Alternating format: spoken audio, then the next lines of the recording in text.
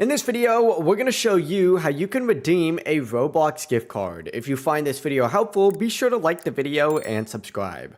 Whether someone gifted you a Roblox card or you bought it yourself, here's exactly how you can redeem it.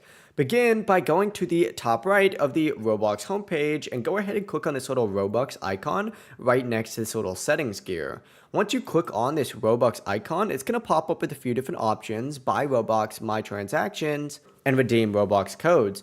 Go ahead and click on the section to redeem Roblox codes. And in this section right here, it's going to give you the option to enter in that code and then simply go ahead and hit redeem.